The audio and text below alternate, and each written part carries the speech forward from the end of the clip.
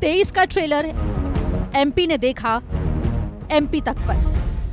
नमस्कार, आप देख रहे हैं एमपी तक। मैं हूं आपके साथ आकांक्षा ठाकुर। मध्य प्रदेश में नगरीय निकाय चुनावों के परिणाम घोषित हो गए हैं। नगर निगमों की बात करें तो बीजेपी के खाते में 9 नगर निगम गए हैं, कांग्रेस के खाते में 5 नगर निगम गए हैं, जबकि आम आदमी पार्टी की धमाकेदार एंट्री हुई है सिंगरौली से। वहीं कटनी में निर्दलीय प्रत्याशी जो है वो महापौर बनी है। एक तरफ जहां बीजेपी जो पिछली बार 16 के 16 नगर निगम में काबिज थी वो घटकर 9 पर आ गई है। कांग्रेस जहां 0 पर थी वो बढ़कर 5 पर आ गई है, जबकि 2 जो नगर निगम है वो आम आदमी पार्टी और निर्दलीय को मिले हैं। लेकिन उसके बाद अगर हम निकायों की बात करें तो वहां पर फिलहाल पेंच फंसा हुआ दिखाई दे रहा है। नगर परिषद में, नगर पालिका में कई जगह ऐसी है जहां पर पूर्ण बहुमत नहीं मिली है। हालांकि बता दें कि बीजेपी कांग्रेस दोनों ही जश्न मना रही है।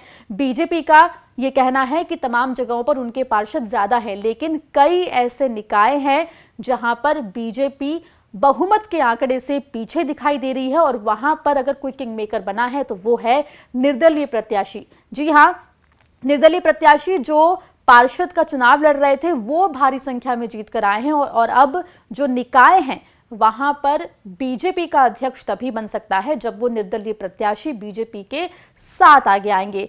कौन से वो निकाय है, क्या समीकरण बन रहा है, इस बारे में आपको हम इस वीडियो में बहुत ही विस्तार से जानकारी देने की कोशिश करेंगे। आपको बता दें कि बीजेपी कांग्रेस दोनों नगर निकाय चुनाव के परिणामों की जीत का जश्न मना रही है, लेकिन इसके बावजूद भी असली पिक्चर अभी बाकी है।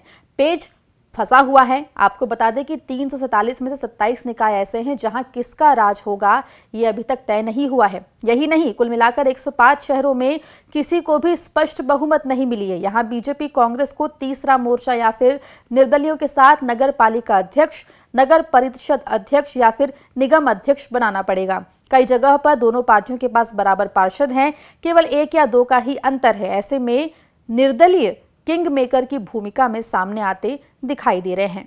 बता दें कि वोटिंग और काउंटिंग के बाद अब निकायों में अध्यक्ष चुने जाएंगे, इन्हें पार्षद मिलकर चुनेंगे। 105 ऐसे शहर हैं जहां निर्दलीय या फिर तीसरे मोर्चे का सहारा लिए बिना ना बीजेपी का अध्यक्ष बन सकता है और ना ही कांग्रेस का। कुछ दिन में नगरीय निकायों में वोटिंग होगी, पार्षद वोटिंग करेंगे। जिस पार्टी के पास सबसे ज्यादा पार्षदों के वोट होंगे उसका अध्यक्ष कुर्सी संभालेगा। बात पहले 4 नगर निगमों की करते हैं।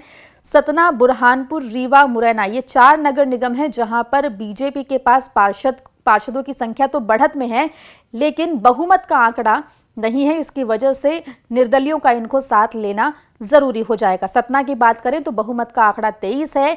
बीजेपी के पास केवल 20 ही प्रत्याशी हैं जो कि जीते हैं। ऐसे में जो निर्दलीय हैं जिनकी संख्या 6 है उनको मिलाकर ही बहुमत बीजेपी के पास होगा और यहां पर जो अदर्स हैं यानी कि निर्दलीय हैं वो किंग मेकर साबित होते दिखाई दे रहे हैं। बुरहानपुर की तस्वीर भी कुछ ऐसी है। बुरहानपुर में 25 बहुमत का आंकड़ा है।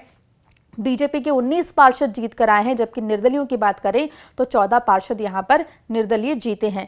रीवा में 23 बहुमत का आंकड़ा है, 18 पार्षद बीजेपी के हैं, जबकि कांग्रेस के 16 पार्षद जीते हैं। ऐसे में 11 निर्दलीय ही तय करेंगे कि निकाय में अध्यक्ष के पद पर बीजेपी बैठेगी या फिर कांग्रेस बैठेगी। वहीं अगर मुरैना का रुख करें तो मुरैना में 23 बहुमत का आंकड़ा है। बीजेपी के पास 14 पार्षद जीत कर आए हैं। कांग्रेस के यहां पर जो है बढ़त मिली हुई है। कांग्रेस के 18 पार्षद जीते हुए हैं। ऐसे में 12 निर्दलीय जो पार्षद जीत कर आए हैं वो ही अब तय करेंगे कि मुरैना में अध्यक्ष कौन बैठेगा। वहीं अगर नगर पालिका की भी बात करें तो ऐसी 12 नगर पालिकाएं हैं जहां पर बीजेपी बहुमत के आंकड़े से काफी दूर है। कांग्रेस भी जो है वो बहुमत के आंकड़े से दूर है और निर्दलीय ही यहां पर किंग मेकर की भूमिका निभाएंगे। इंदौर की अगर बात करें तो यहां पर बता दें कि बीजेपी का गढ़ माना जाता है, लेकिन यहां पर भी पेंच फंसा हुआ है। बीजेपी का गढ़ माने जाने वाले इंदौर के बेटमा, देपालपुर और हातोद तीनों जगह पर जो निर्दलीय हैं वो तय करेंगे कि आखिर किसका अध्यक्ष बैठेगा।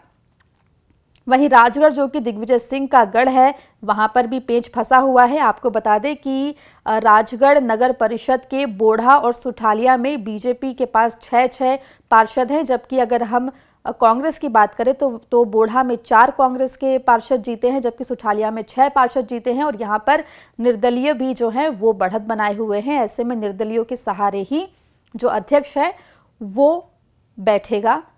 वहीं रायसेन का अगर रुख करें तो हेल्थ मिनिस्टर प्रभुराम चौधरी का क्षेत्र ये है।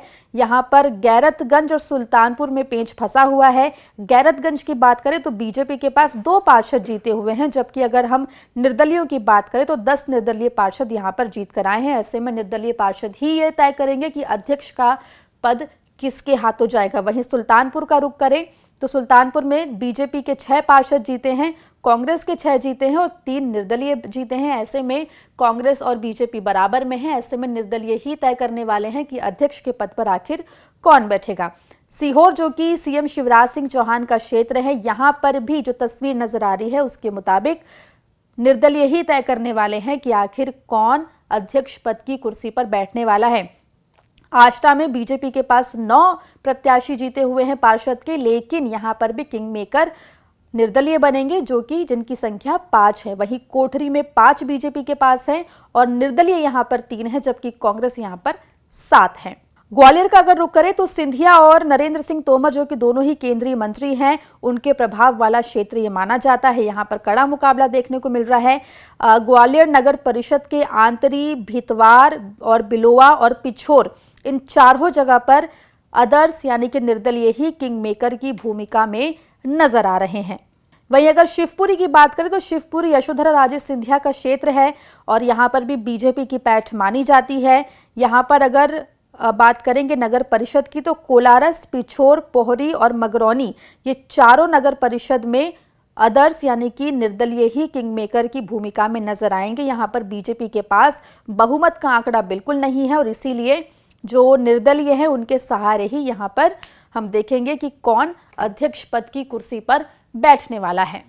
तो ये तमाम वो जगह है जहां पर किंग मेकर की भूमिका निर्दलीय निभाने वाले हैं। हालांकि बीजेपी का खेमा हो या कांग्रेस का खेमा हो, दोनों ही अपनी अपनी जीत का जश्न मना रहे हैं। बीजेपी ने दावा किया है कि हर जगह पर पार्षद उनके ज्यादा जीत कर आए हैं, जिसमें कोई दो राय नहीं है।